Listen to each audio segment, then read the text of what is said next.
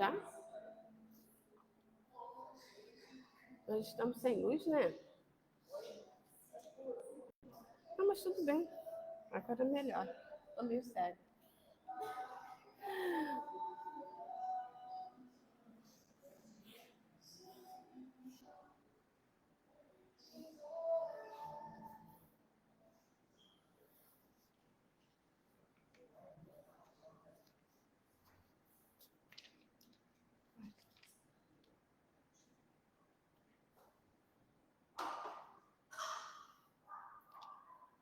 Bom dia a todos, bem-vindos.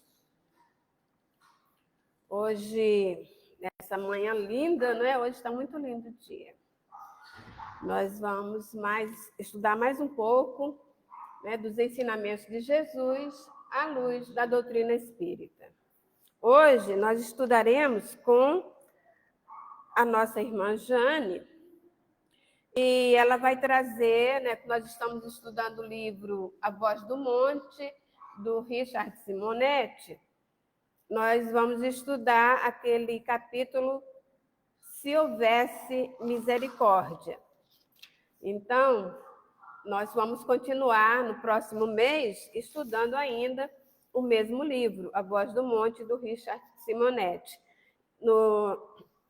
Na próxima terça-feira, aí estudaremos juntos. Eu que trarei o tema A Retomada da Pureza. E no sábado que vem, de novo, Jane Dias, com...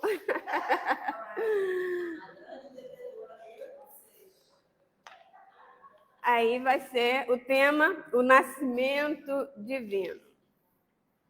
Mas aí nós convidamos todos para as nossas reuniões. Então, aos sábados, nós temos essa reunião aqui, essa reunião pública, às 9 horas da manhã.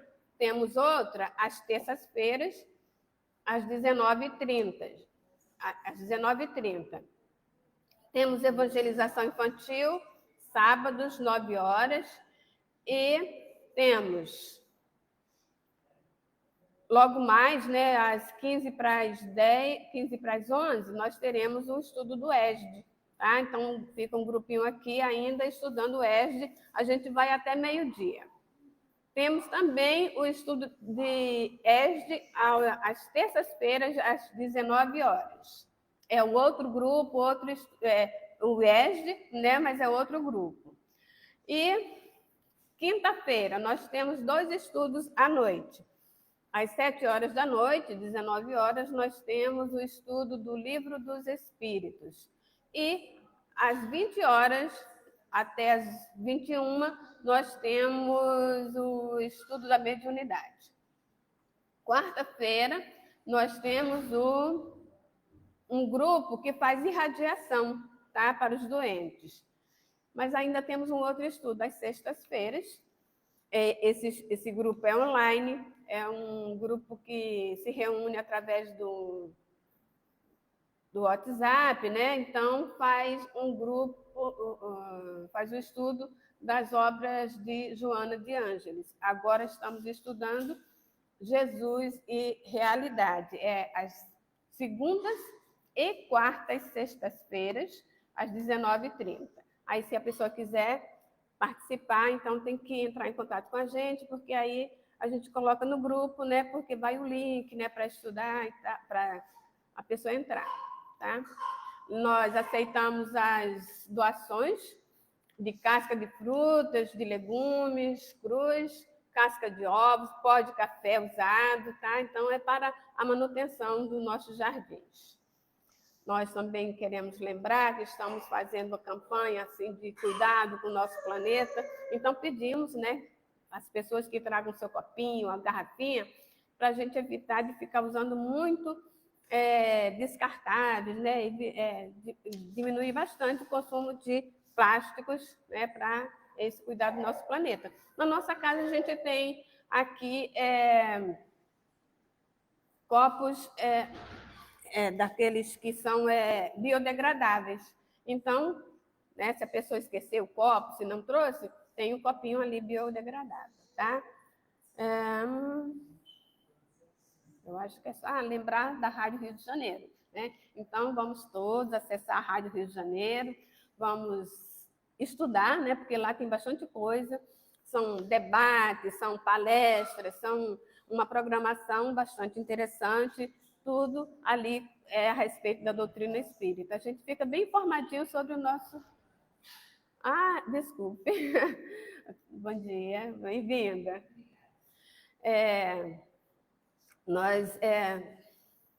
Estou me lembrando aqui que nós também temos o Instagram, tá? Nosso grupo, então vão lá, né? Acessem, curtam e, né? Ah, eu já ia esquecendo do principal. Porque nós temos 2 convites muito especiais para fazer, tá? Que aniversários. Aniversário no dia 13 de abril. 13 de abril nós teremos 2 festas de aniversários das nossas casas aqui do 10º Seu. Na parte da manhã, nós teremos a comemoração do aniversário da Centro Espírita Trabalhadores de Ismael. É aqui do outro lado, ali na Rua do Grêmio. Aí tem... Lá vai ser o aniversário da... Não conhece, não?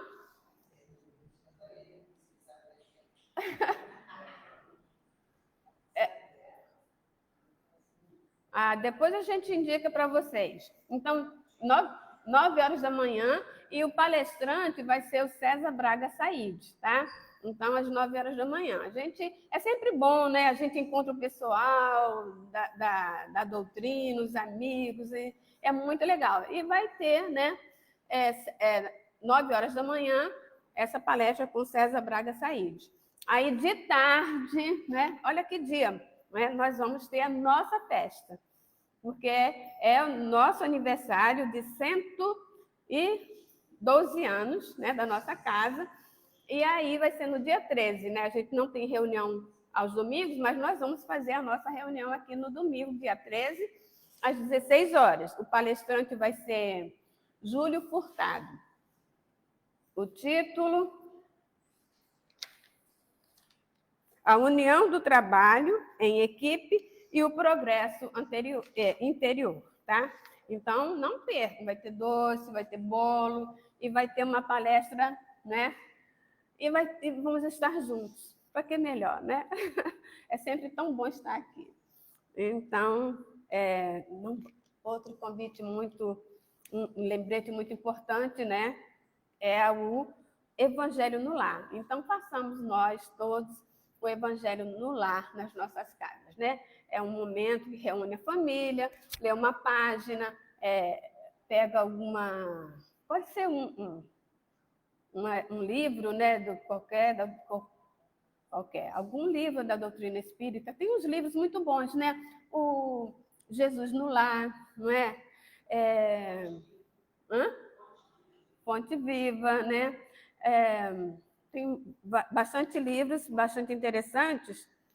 Esse mesmo que a gente acabou de ler, né, do Caibachuta, qualquer livro, né? A gente vai ler alguma coisa, alguma passagem e discutir, né, à luz da doutrina espírita. E depois faz outra prece, né? Então, assim, é um momento especial e a gente sabe o quanto a casa fica protegida, né? O quanto a gente vai se harmonizando, a família vai se harmonizando, né? Enquanto a gente faz essa prática. Então, vamos passar a leitura da nossa página de hoje, que é a lição 24 do livro Palavras de Vida Eterna, que é ditado por Emmanuel a Francisco Cândido Xavier. Então, tem o título Liberdade em Cristo. Foi?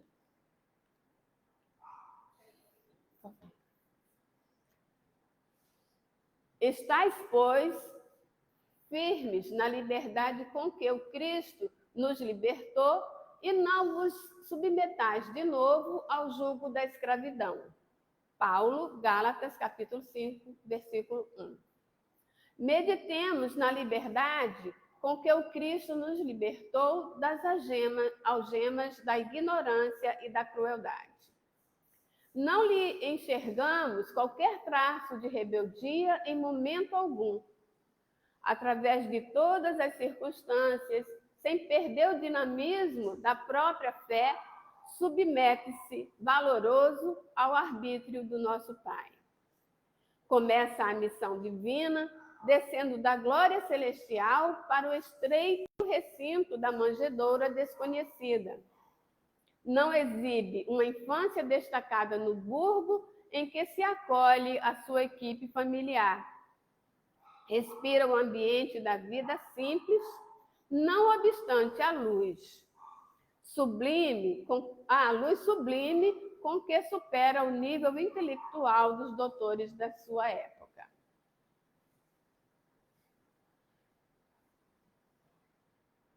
Inicia o apostolado da Boa Nova sem constranger as grandes inteligências a lhe aceitarem a doutrina santificante, contendo-se a adesão dos pescadores de existência singela.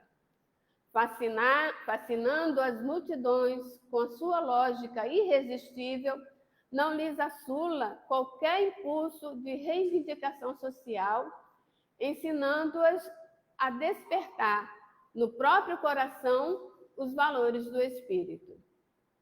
Impondo-se pela grandeza única que lhe assinala a presença, acenam-lhe com uma coroa de rei que ele não aceita. Observando o povo julgado por dominadores estrangeiros, não lhe aconselha qualquer indisciplina, recomendando-lhe, ao invés disso, dar a César o que é de César e a Deus o que é de Deus. Sabe que Judas, o companheiro desditoso, surge repentinamente, possuído por desvairada ambição política, firmando conchavos com perseguidores de sua causa sublime. Contudo, não lhe promove a expulsão do círculo mais íntimo. Não ignora que Simão Pedro traz no âmago da alma a fraqueza com que o negará diante do mundo. Mas não se exaspera por isso e ajuda-o cada vez mais. Ele, que limpara leprosos e sarara loucos, que restituíra a visão aos cegos e o movimento aos paralíticos, não se exime à prisão e ao escárnio público, à flagelação e à cruz da morte. Reflitamos, pois, que a liberdade, segundo Cristo, não é abuso da faculdade de raciocinar, empreender e fazer, mas sim a felicidade de obedecer a Deus, construindo o bem de todos, ainda mesmo sobre o nosso próprio sacrifício, porque somente nessa base estamos, enfim, livres para atender aos desígnios do Eterno Pai, sem necessidade de sofrer o escuro domínio das arrasadoras paixões que nos encadeiam o espírito por tempo indeterminado às trevas expiatórias. Graças a Deus. Então, vamos agradecer a Deus, especialmente pela nossa irmã Jane, que ela seja inspirada, que ela tenha o amparo do seu mentor, dos mentores da nossa casa, nesse momento em que nos traz as reflexões desta manhã. E assim, querido mestre, que seja teu nome, em nome de Deus, nosso Pai, acima de tudo, que possamos dar por iniciada a nossa reunião desta manhã. Que assim seja, graças a Deus. Então, passando a palavra para a nossa irmã Jane.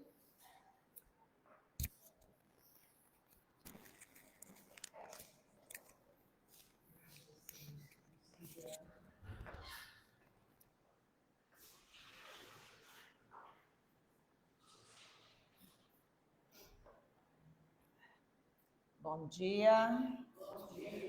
Viram o que é estar reencarnado em um mundo de expiação de provas? Eu abri o mês, vou fechar o mês hoje e vou abrir o próximo mês. Estamos juntos aí nessa expiação e nessa prova. Estudando, né, o livro A Voz do Monte, de Rita Simonetti, a Daniele Barros, semana passada, falou sobre a atualidade das bem-aventuranças. E quando ela soube que nós estávamos estudando esse livro aqui, ela achou que a responsabilidade dela era maior ainda. E agora que ela trouxe, né, essa visão da atualidade, eu já estou achando que a nossa responsabilidade da casa é ainda maior também. Então, em termos de responsabilidade, nós estamos caminhando aí juntinhos. E é bom, né, nós nos responsabilizarmos pelas aprendizagens e, mais do que isso, pela realização delas, por viver a partir do que nós estamos aprendendo, a partir da doutrina com a qual estamos nos comprometendo. Então, no tema de hoje, o Richard Simonetti vai falar numa condição. A fala dele é se... Peraí, Maria, eu descobri por que não funciona. O pluguezinho está aqui. Não podemos exigir assim dos eletrônicos tanto, né? Aqui, não está conectado ali. É isso aí, são coisas do ao vivo, né, gente? Nós estamos avançados, com certeza, mas nem tanto, né? Estudamos tanto sobre o pensamento e vida, né? Já temos falado tanto da força do pensamento, que a gente até acha que está com mais possibilidade do que está de fato. Mas aí vai dar certo. Então, o Richard Simonetti faz uma leitura dessa parte da bem-aventurança, colocando uma condição. É se houvesse misericórdia. Então, ao longo do estudo, pode ser que em algum momento a gente pense que ele está sendo meio pessimista. Mas não, depois eu falei, nossa, mas por quê? Não, ele está sendo realista. E vai trazer uma série de questões, de fatos que a gente convive naturalmente no dia a dia, e que se houvesse já a misericórdia daqueles que são bem-aventurados porque são misericordiosos, não aconteceria dessa forma. Então, eu quero sugerir que a gente coloque esse olhar também nas falas de Richard Simonetti, que ele vai fazer aqui. Aí, claro que eu fui ao dicionário. É sempre bom fazer essa pesquisa de dicionário para ampliar a nossa compreensão. Então, misericórdia, um dos sentidos dela é sentimento de dor e solidariedade com relação a alguém que sofre uma tragédia pessoal ou que caiu em desgraça. Dó, compaixão, piedade. Um outro sinônimo é ato concreto de manifestação desse sentimento, como o perdão, a indulgência, graça, clemência. Então, no primeiro momento, ele fala do sentir, né, a dor do outro. E no outro, que também é sinônimo de um movimento, porque sentiu a dor do outro. Então, faz um movimento para buscar amenizar essa dor que o outro está passando. E esse outro sentido aqui não está do dicionário, mas eu achei totalmente apropriado. Coloquei entre aspas, porque eu também não sei de onde é a autoria. Misericórdia é colocar o coração na miséria alheia. Colocar o coração, colocar o sentimento na miséria alheia. E a gente vai observar também que, não só nessa, mas nas demais bem-aventuranças, vamos perceber sempre uma questão de reciprocidade, sempre uma troca, sempre um movimento que vai de mim em relação ao outro e que também volta do outro em relação a mim. Porque quem de nós não passa por dores? Quem de nós não tem aflições? Quem de nós não precisa que o outro se compadeça da nossa dor e coloque o seu coração na nossa dor, na nossa miséria momentânea? Porque todas as experiências que estamos passando, elas são momentâneas. São experiências apropriadas para o momento em que nós estamos passando, a partir das decisões que nós tomamos. Então, seguindo...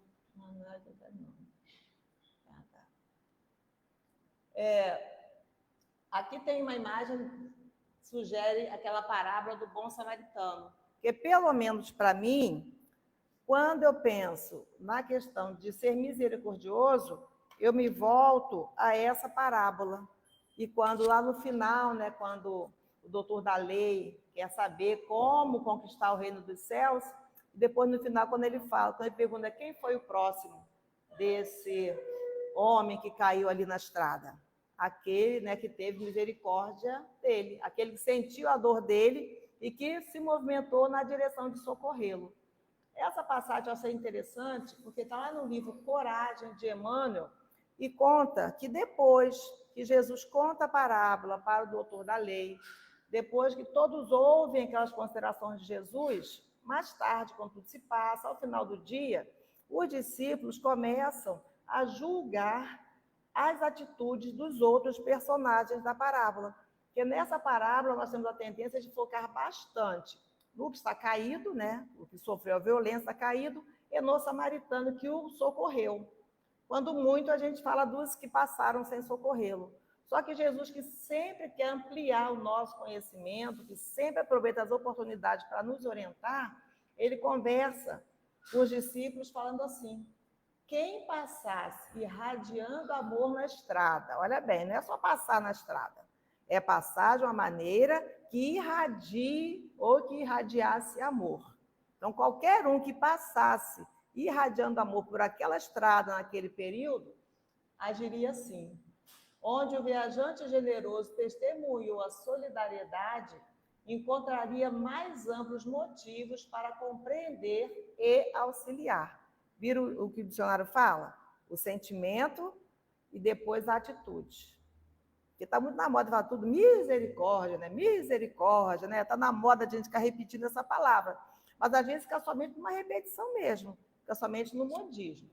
Aí Jesus fala: além do homem ferido e arrojado ao pó, claramente necessitado de socorro, porque aquele ali era claro, estava caído no chão, estava ferido, tinha sido golpeado por salteadores, era claro que aquele ali precisava de socorro, precisava de misericórdia. Mas Jesus vai nos chamar para além disso, é o que Emmanuel comenta. Aí ele fala: teria cuidado de apiedar-se do sacerdote e do levita, mergulhados na obsessão do egoísmo e carecentes de compaixão. Então, os dois que passaram e que não socorreram. Simpatizar-se-ia com o hoteleiro, endereçando-lhe pensamentos de bondade que o sustentassem no exercício da profissão. Olha, pensar lá naquela pessoa que recebeu aquele hóspede para, além de abrigá-lo, tratar dele, e que aquela recomendação, se tiver mais alguma despesa, quando eu voltar, né, na volta aí do caminho, eu vou suprir as despesas que tiverem extra. Então, pensar lá naquela pessoa que o recebeu. Compadecer-se-ia dos malfeitores, orando por eles, a fim de que se refizessem perante as leis da vida. E, tanto quanto possível, ampararia a vítima dos ladrões, estendendo igualmente as mãos operosas e amigas ao samaritano da caridade, para que se não lhes esmorecessem as energias na tarefa do bem. Então, olha ali, todos os personagens precisando de uma atenção, de um cuidado, precisando de misericórdia. Então, para além daqueles que são os principais, os protagonistas da história, Jesus amplia, porque é comum também. Jesus não tinha fala idêntica para a multidão, como ele tinha para os seus discípulos. E os discípulos estavam, além de mais próximos, tinham um entendimento maior do que aquela multidão que buscava Jesus, que caminhava com ele. Então, para os discípulos, tinham sempre uma consideração a mais. Então, essa consideração, nesse momento ali, era para que prestasse atenção nos outros personagens, porque todos mereciam misericórdia e poderíamos auxiliar a todos se estivéssemos passando de forma amorosa por aquela estrada. Porque, às vezes, a gente só passa. A gente passa, o sentimento está tão distante que a gente nem enxerga a necessidade que o outro está. Ainda mais que a gente agora coloca mesmo essa responsabilidade, e existe, é fato, na correria da vida, né? Estamos sempre tão apressados, com tantos que fazeres, que muitas vezes não enxergamos mesmo, nem o próximo, quanto mais a sua necessidade. E ali, ainda o último trechinho que Emmanuel comenta: para Deus, todos somos filhos abençoados e eternos, mas enquanto a misericórdia não se nos fixar nos domínios do coração, em verdade não teremos atingido o caminho da paz e o reino do amor. Porque tudo isso aí, aquela subida no monte, né, que a Daniele falou na outra semana, essa subida no monte é a ascensão, é o progresso, é um caminho que todos nós estamos trilhando, porque o caminho da perfeição é caminho comum a todas as criaturas de Deus, a todos os seus filhos. Então, essa subida ao monte, essa elevação, todos nós estamos aí a percorrer esse caminho. Agora, a velocidade, né, a forma como é feita essa subida, isso aí é individual, isso é particular. Mas para Deus, todos somos seus filhos, todas são suas criaturas. Então, o texto é maior, está lá no livro Coragem. É muito, muito interessante essa fala.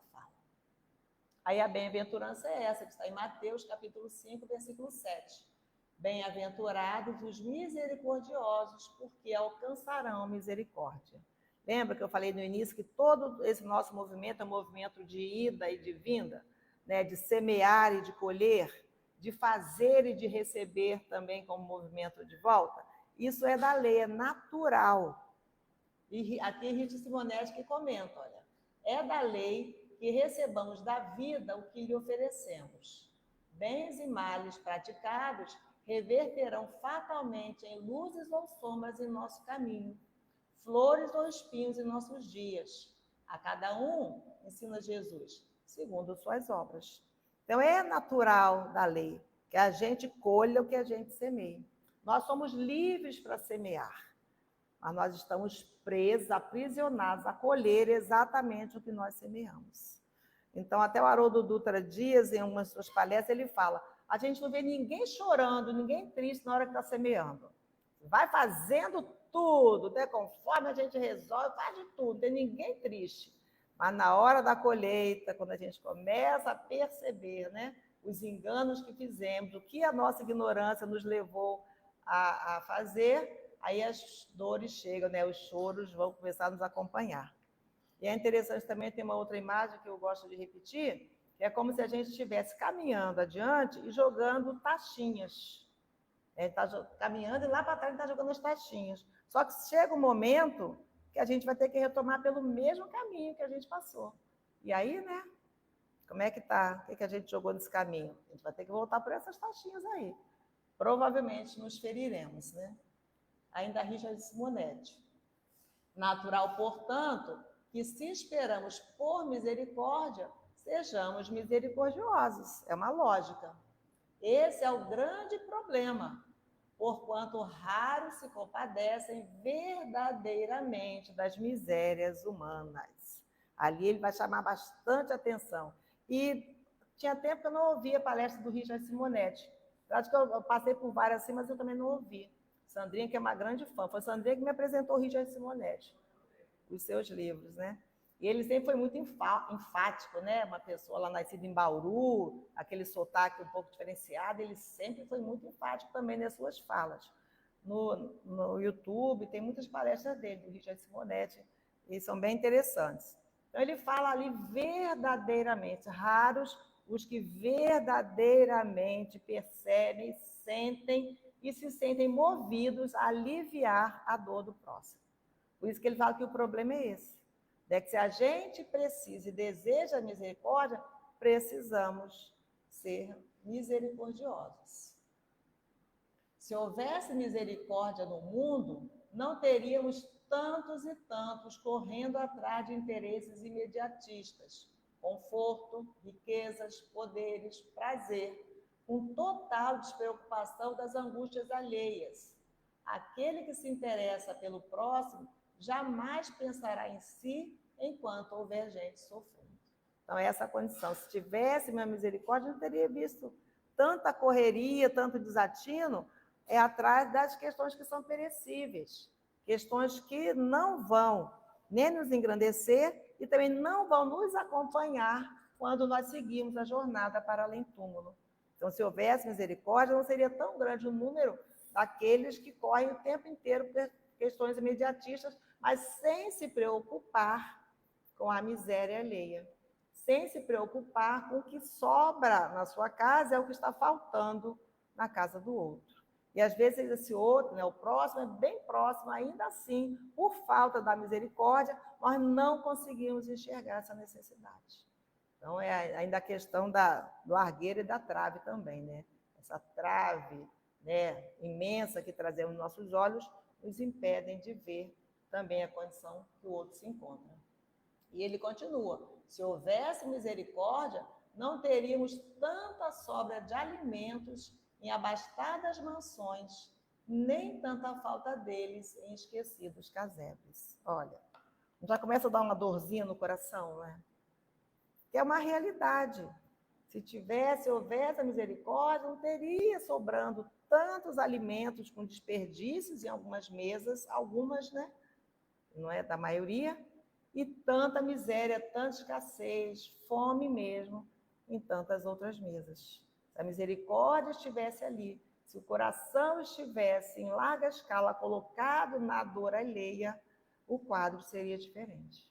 Então, o Richard Simonetti, nesse capítulo, ele vem trazendo várias coisas que são para nós refletirmos, para nós abrirmos os olhos, para nós nos modificarmos enquanto há tempo. Gente, mas sempre há tempo, tá? Estou falando modificar enquanto há tempo, mas sempre há tempo. As condições é que mudam.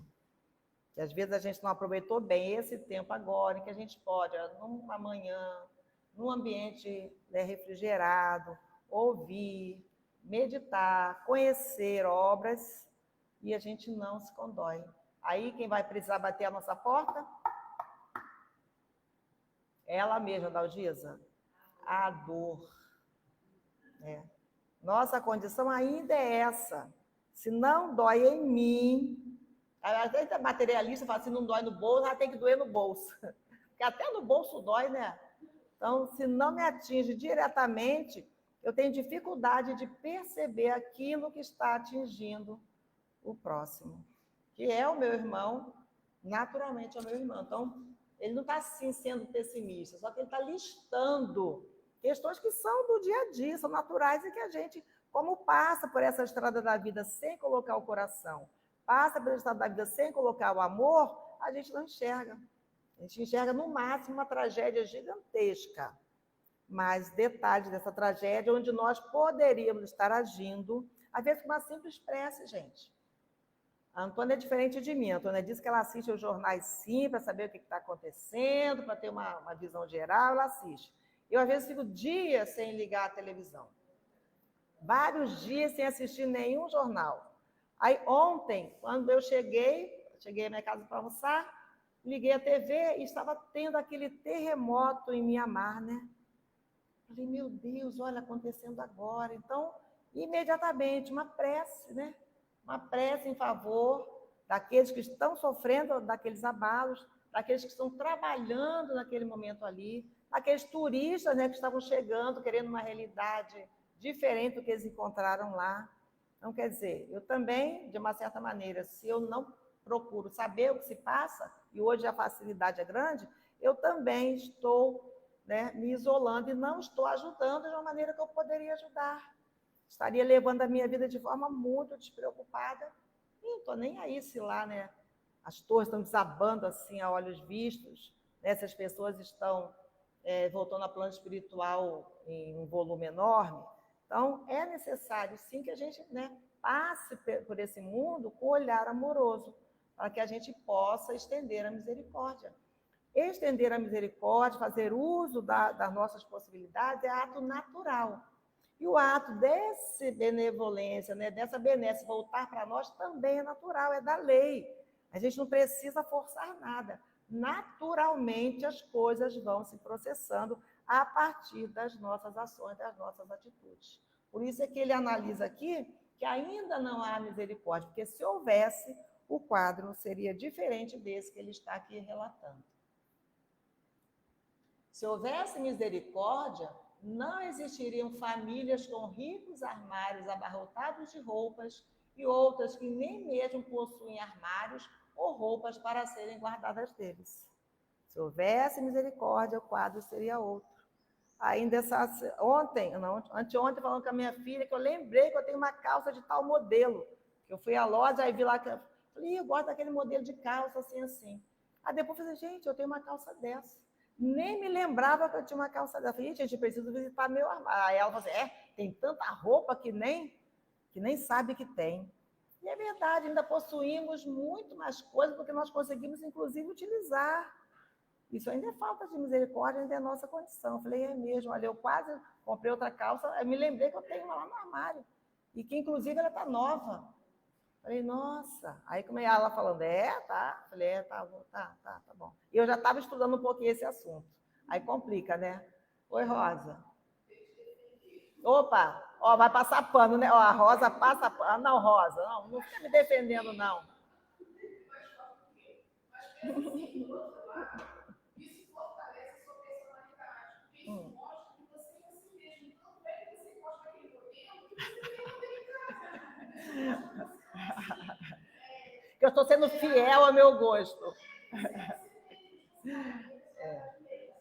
É verdade.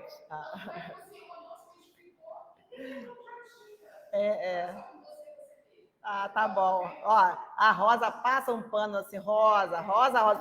Eu tô aqui com o Richard Simonetti. Falando na minha cara que eu não sou misericordiosa ainda. Não, o Richard que está falando. O Richard que está falando isso, você está falando o contrário, mas tudo bem, vamos no caminho do meio aí. Às vezes eu tenho ainda alguns gestos. Estou parecendo até o Guilherme aqui na frente fazendo meia-culpa direto. Guilherme e Walter, né? Que eles ficam aqui na frente, meu Deus do céu. Parece que eles estão no plano espiritual com aquele telão mostrando tudo. Não, porque vir aqui à frente não é fácil, tá? Vir aqui à frente é complicado, porque vem tudo, primeiramente, para quem está falando, isso não é um chavão que a gente usa, não. É verdade. Tá? Puxão de orelha, até porque a gente, antes de falar, a gente se envolve em vários momentos com aquele mesmo tema, ouve coisas e tal, entendeu? É assim. Se houvesse misericórdia, não haveria gente com a agenda tomada por compromissos sociais e festas, enquanto muitos têm as horas preenchidas por sofrimentos e dores, que os enfrentam terrivelmente solitários, como se morassem num deserto. Olha bem. Algumas agendas cheias, né, de amenidades e outras ali com muita dor, muito sofrimento. Claro, gente, cada um segundo as suas obras, conforme Jesus. Mas as misérias ali não estão ali para a gente falar, olha, eu já estou bem, já não tenho aquilo, já estou bem. Não é isso. O outro aprontou, né? O outro aprontou. Não, esse não é o nosso papel. Não é essa a fala de misericórdia que Jesus coloca nas bem-aventuranças. Todas as situações nos servem de aprendizado. Todas as situações nos servem como rota, né, como roteiro. E nós podemos mudar essa rota a qualquer instante. E às vezes essa rota se modifica à revelia da nossa vontade. Nós não sabemos em que momento nós estaremos naquela primeira condição, em que momentos, né, nós desprezamos a segunda, e aí vamos precisar daquela lição anterior. Nós não conhecemos todo o nosso leque, né, de débitos com a lei, de necessidades de crescimento, porque para além dos débitos com a lei, nós temos uma necessidade de crescimento, que é a lei de progresso. Nós estamos todos imersos nessa lei de progresso e estamos tendo as experiências que são necessárias para o nosso progresso. Tá? Então, essa questão fala do Richard Simonetti, está dentro do capítulo. Se houvesse misericórdia, não conheceríamos a palavra órfão, nem seriam erguidos orfanatos, porquanto para cada criança que perdesse seus pais, outros pais achariam um filho. Olha que bonito, né? Cada criança que no processo da vida ficasse sem os seus pais, por qualquer motivo, encontraria ali, né, uma outra família, um outro pai. Seria um processo, né? Vai ser um processo natural. Esse, porque somos todos parte da grande família humana. E é interessante, eu estava ouvindo o Ellerson Santos, também um outro expositor bem legal de ser assistido. Ele tem umas coisas de teatrinho também, faz personagens, mas também ele faz umas palestras bem interessantes. Ele até, como estava no virtual, ele fez uma pela nossa casa, né? O Ellerson Santos. E aí ele conta, numa dessas palestras, sobre o caso de uma menina, de um detetive particular, que é procurado pelo esposo de uma pessoa que procura uma filha, que há 15 anos ela vive muito triste, porque deixou essa filha no orfanato quando a filha tinha 3 anos, e há 15 anos não havia. Então, o marido procura esse detetive particular E ele só tem as informações que o nome da criança é Cláudia e que ela gostava muito de cantar aos 3 anos de idade. Essa é a informação que ele recebe para investigar. Ele olha, ele até ri, fala, que é isso? Aí guarda lá, porque ele não tem elementos para procurar. Mas aquela história fica martelando na cabeça dele. Ele começa a pensar que ele tem como ajudar, ele volta. Não, mas ele amassou o papel e ainda jogou fora, na sexta-feira. Mas no final de semana toda a história foi acompanhando ele, ele volta na segunda, pega o papel, chega bem mais cedo, com medo, né, que a faxineira já recolhe o lixo, chega cedo, pega o papel e ele começa a achar que ele pode achar essa pessoa e sai fazendo vários caminhos improváveis, com a pouco de informação que ele tem. Então, nesse momento, ele sente a dor daquela mãe ali, que tem o desejo de encontrar com a filha. E no desenrolar da história, só que o marido que pede ajuda fala assim, mas a minha esposa não pode saber, porque, na verdade, ela não quer a filha de volta. Ela só quer que pergunte a essa filha se a filha é feliz. Ela só quer saber se essa filha é feliz. Então, ele se achou na obrigação de ir lá fazer essa pergunta. E depois de todo um processo demorado, conturbado que ele passa, ele consegue chegar até essa pessoa. Ela já está com 18 anos e ele consegue descobrir e vai ouvi-la cantar no local que ela canta e tudo. E no final tenta falar com ela e pergunta se ela, aí descobre que é essa mesmo, pergunta se ela é feliz. Ela fala, não, eu sou muito infeliz. E eu odeio profundamente essa mulher que me abandonou no orfanato quando eu tinha 3 anos. E se segue, depois ele, falei, não posso dar essa resposta assim, aí procura os pais adotivos dessa Cláudia. E os pais adotivos, que são ricos, têm uma boa condição, resolvem conhecer a mãe biológica da Cláudia. E convencem a Cláudia também conhecê-la. Depois, quando ele marca no hotel, porque eles não querem que vejam as propriedades que eles têm, porque eles já tinham medo de golpes, aí no hotel, a Cláudia fala para o detetive, vai na frente, me guiando. Aí ele fala assim, não, as mulheres na frente. Ela fala, não, você não está entendendo, eu sou cega. Então, a Cláudia, que gostava de cantar, que foi abandonada, era cega. Então, ele fica ainda mais assim, não tinha realmente percebido. E ele fala, por isso que eu odeio essa mulher que me abandonou, porque ela sabia que eu ficaria cega e me abandonou nessa condição. Então, lá no desenrolar, depois que elas se encontram, e ela pergunta, a mãe consegue perguntar para a filha se ela era feliz, aí ela fala que ela é profundamente infeliz e que a odeia. Então, a mãe conta a história, por que a deixou lá no orfanato. Porque quando levou ao médico, o médico deu um prognóstico de que ela ficaria cega, a criança cega em alguns meses, mas que a mãe, em poucos dias, ficaria cega também. E essa mãe era viúva. Então, o médico ainda fala, se você ama a sua filha, entregue-a a um orfanato, porque você não vai ter condição de criar sua filha sendo cega, viúva e com poucas posses. Então, quer dizer, esse desenrolar que chegou, né, um final feliz, depois até fala, o detetive acaba que ele casa com a filha, com a Cláudia. Aí ficam todos em família, né? Aí ele, nesse momento, lá ele teve compaixão por aquela dor, ele teve misericórdia daquela mãe que só queria saber se a filha era feliz, mesmo sem conhecer os detalhes de toda aquela situação. Então, quando a misericórdia aflora, quando a gente consegue enxergar, colocar o coração na dor alheia, todo um processo de redenção se descortina ali. Então, eu achei muito interessante essa história que ele conta, o Ellerson conta. E me lembrou daqui, por conta, cada criança que perdesse seus pais, acharia, né, os pais ali achariam outro filho. Processo muito natural.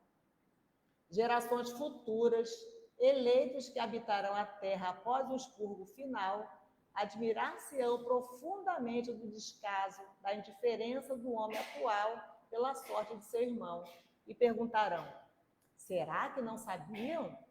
Não teriam noção de que jamais haveria felicidade na terra enquanto a legítima fraternidade não estabelecesse a comunhão de todos os filhos de Deus, a fim de que bens e males compartilhados espontaneamente tornassem suaves todas as dores e completas todas as alegrias do caminho da redenção humana? Então lá, os mansos que herdaram a terra, os pacificadores que herdaram a terra, vão se admirar desse momento anterior, onde a maioria ainda não conseguia colocar o coração na dor do outro. E aí pergunta, será que não sabiam? E pior que seremos nós mesmos lá na frente, né? Nós mesmos, quando atingimos a condição de bons, de pacificadores, herdaremos a terra. Essa terra também regenerada, para onde ela está se encaminhando. E aí estranharemos, né? Porque às vezes a gente estranha comportamentos anteriores que tínhamos. Nós mesmos estamos falando, nossa, como eu não enxerguei isso? Como eu não vi tal coisa? Como eu fiz? O que me levou a agir daquele jeito? Segundo, né, Jesus, é a ignorância. Né? E os homens são mais ignorantes do que maus. Então, lutar contra a ignorância, passar a compreender, passar por esse processo de autoconhecimento, passar por esse processo de compreensão da organização do mundo e da vida, da finalidade da vida, é parte muito importante também desse progresso. Nessa imagem ali, eu me lembrei da Fraternidade Sem Fronteiras, de um grupo também que, se a gente puder ajudar, tem várias formas de ajudar, a internet também divulga bastante, é Fraternidade Sem Fronteiras.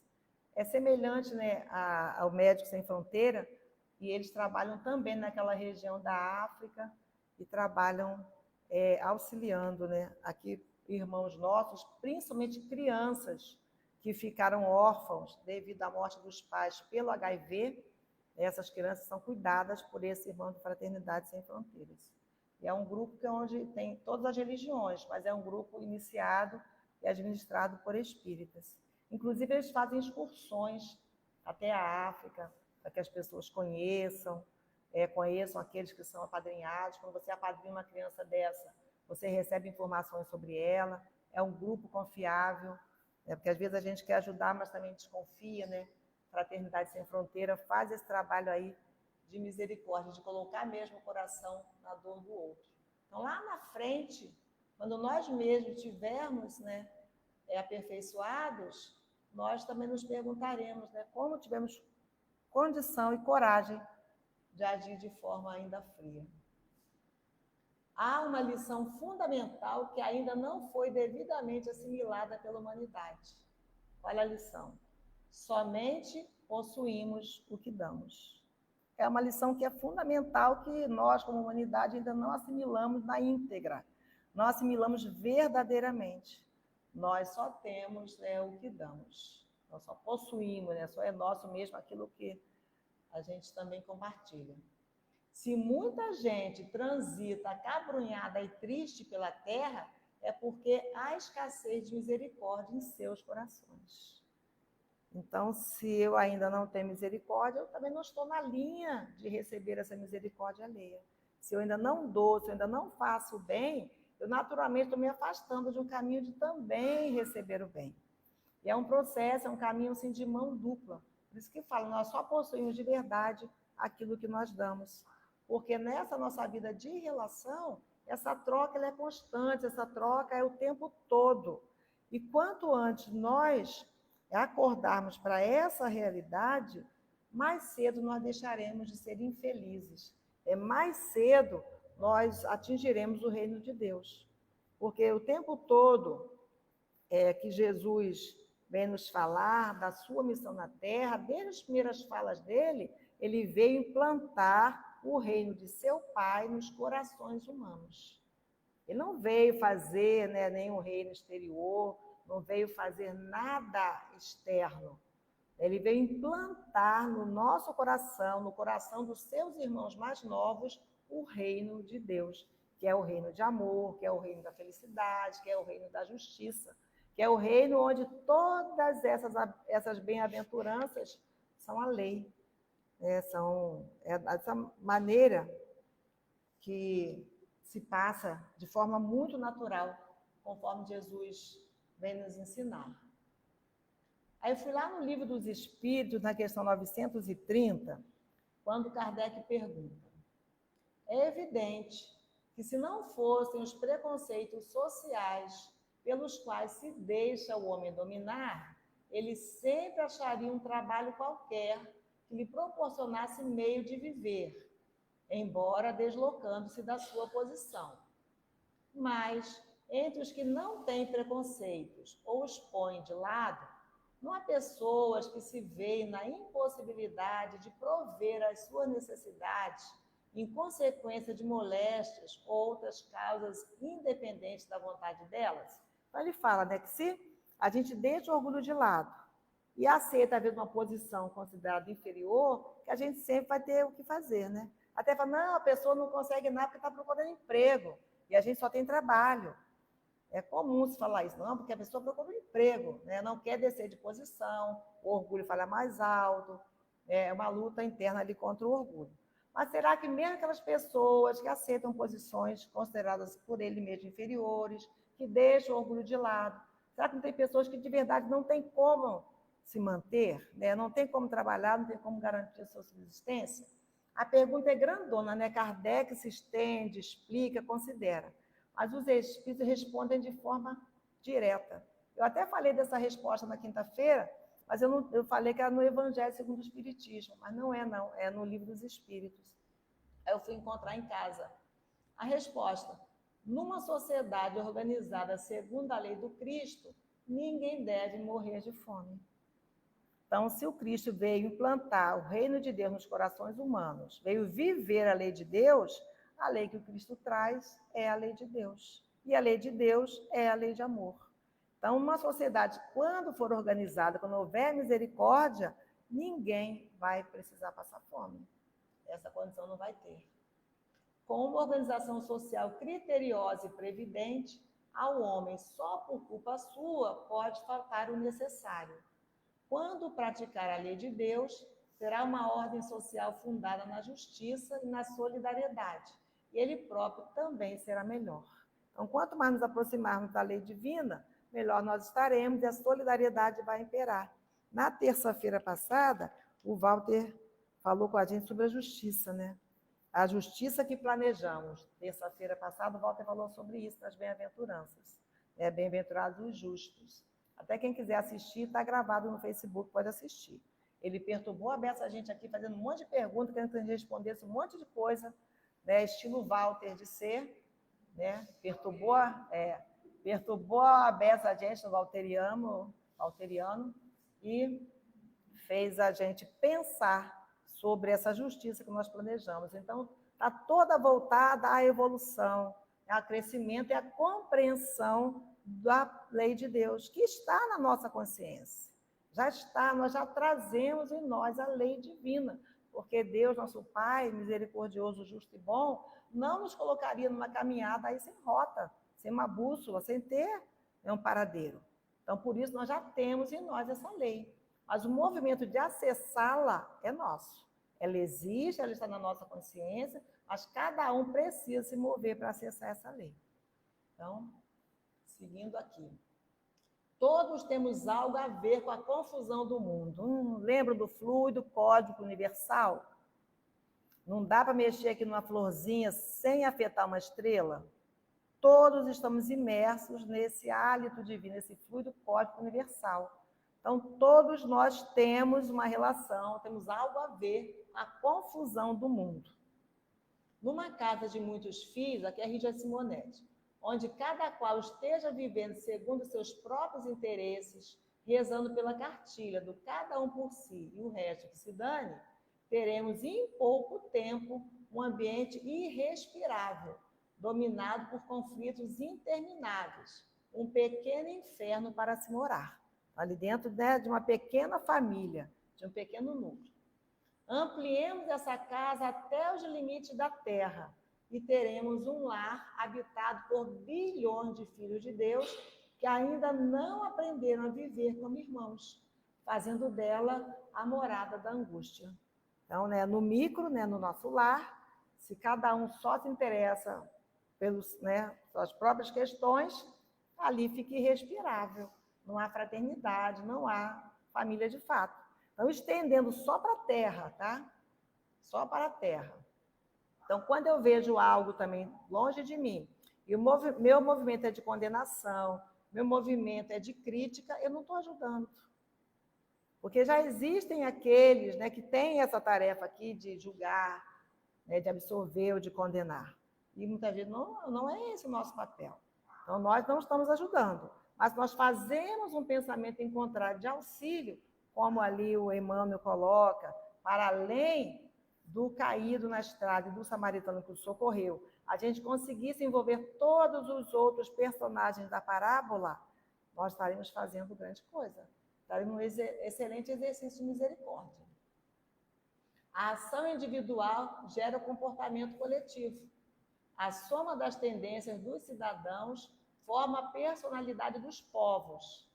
E porque não há misericórdia entre os homens, vemos no âmbito das nações a prevalência dos interesses econômicos sobre as necessidades essenciais da criatura humana. O domínio exercido por países desenvolvidos sobre nações pobres, as guerras geradas pelas ambições desmedidas, o clima de intranquilidade, a exploração do homem pelo homem. Então, é a falta de misericórdia que faz esse quadro social no qual todos nós estamos envolvidos. Não precisa nem assistir televisão todo dia para saber disso, né? E tem horas que a gente fica pensando, ai meu Deus, está piorando. Não, gente, não está piorando não, está tudo em ebulição. Está tudo vindo à tona porque as coisas precisam ser conhecidas, até para que as atitudes sejam tomadas. Não é assim quando a gente vai arrumar a casa, a gente não bagunça tudo primeiro? Puxa tudo, esvazia, né? Faz uma bagunça danada, para poder ver tudo, poder mexer em tudo. Depois a gente vai organizando. Assim é também com a vida e assim é também com o planeta, especialmente com a sociedade. Porque na lei de sociedade, tem uma série de perguntas no Livro dos Espíritos que explica direitinho essas afinidades, né? Porque há espíritos que cuidam de famílias, de pessoas e também de coletividades, né? Ismael é o anjo da guarda do Brasil. Ismael é quem faz todo esse cuidado com o nosso país. E em outros, né? São Luís é da França. Tem outros espíritos protetores que também cuidam dos interesses daquele país, né? Vamos subdividindo para que tudo caminhe como deve ser. E Jesus é o governador, né, de todo o planeta Terra, deste planeta aqui. Tanto que é o modelo e guia da humanidade terrena. É o espírito mais evoluído ao qual nós, humanidade terrena, desejamos, almejamos e alcançaremos, né? Já partindo para o encerramento, sabemos que é preciso mudar esse panorama desolador. Mas como fazê-lo? Condenando o mal? Promovendo revoluções? Oferecendo novas ideias? Richard Simonetti diz, nada disso adiantará muito. Por quê? Muitas vezes a gente condena o mal e se vê praticando o mesmo mal que a gente condenou. Muitas vezes as revoluções são tão violentas que não tem nada de pacificação ali. E a gente não precisa de ideias novas. A ideia principal já existe. Está aí, olha. Não precisamos de muitas ideias. Apenas uma, fundamental, como roteiro de nosso trabalho pela construção de um mundo melhor, se faz necessariamente indispensável. E olha bem, Jesus, que a retirou do Velho Testamento, então Jesus tira essa ideia fundamental do Velho Testamento, que é da lei de Deus. Os profetas do Velho Testamento vieram ao planeta orientados por Jesus, enviados por Jesus. Então, ele relembra lá os profetas. Aí diz, e Jesus diz que essa ideia resume tudo. É uma ideia que todo mundo aqui já ouviu falar alguma vez na vida, né? Quando ele pega os 10 mandamentos e resume em 2. É amar a Deus, né, acima de tudo, e amar ao próximo como a si mesmo. Então, essa é a ideia fundamental. Esse é o movimento fundamental que nós precisamos fazer.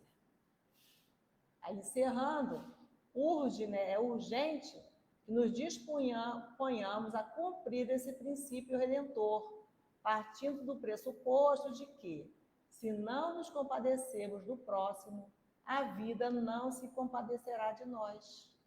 Cultivando misericórdia, estaremos a caminho do amor, transformados em missionários do Cristo, sempre que estivermos dispostos a estender as mãos ao nosso irmão. Quando o número de pessoas que procurem viver esse princípio redentor superar os que estão preocupados apenas com a própria sorte, o reino de Deus começará a ser instalado no mundo. Então, é preciso, né? A gente fala sobre os bons, né? Que a questão não é também de quantidade. Fala, né, que o mal faz muito barulho, então parece que está prevalecendo mesmo, apesar de que é uma característica do nosso planeta ainda, né? Mas às vezes o bem é muito tímido.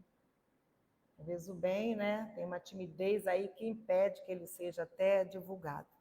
Então, se a gente deseja que o reino de Deus se implante no nosso coração, conforme Jesus veio fazer, né, na sua missão, que sejamos misericordiosos, para que alcancemos também essa misericórdia.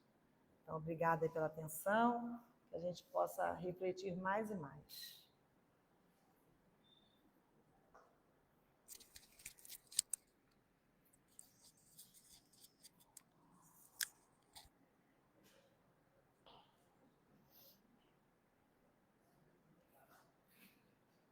Nós estamos aí, né? Então, vamos agradecer a Jane, né, pelas reflexões que trouxe essa manhã, né? E já agradecendo, né? Tão bom Richard Simonetti com esse livro que é maravilhoso, né? Então, vamos agradecer a Jesus mais uma vez, agradecer a Deus. E agradecemos, querido Mestre Jesus, a Ti, a Deus, nosso Pai. Agradecemos por essa doutrina tão maravilhosa, que vem nos lembrar, nos relembrar essas Tuas lições. Agradecendo, Senhor, por todo esse envolvimento que aqui sentimos. Agradecemos por cada palavra que ouvimos quando aqui chegamos. Que possamos, querido Mestre, estar atentos a elas, que possamos estar cada vez mais nos perseverando, né, nesses estudos, para que possamos, Senhor, praticar essa doutrina querida. Abençoa todos nós aqui presentes. Pedimos, querido Mestre, que envolva o nosso planeta Terra com tuas bênçãos, com as tuas luzes, para que possamos, Senhor, fazer desse mundo um mundo um pouco melhor, um mundo cada vez melhor. É assim, querido Mestre, que seja em teu nome, em nome de Deus, nosso Pai, acima de tudo, que possamos dar por encerrada a primeira parte da nossa reunião de hoje. Fique conosco, nos guie, nos proteja e ilumine, Senhor, as nossas mentes e corações. Que assim seja, graças a Deus.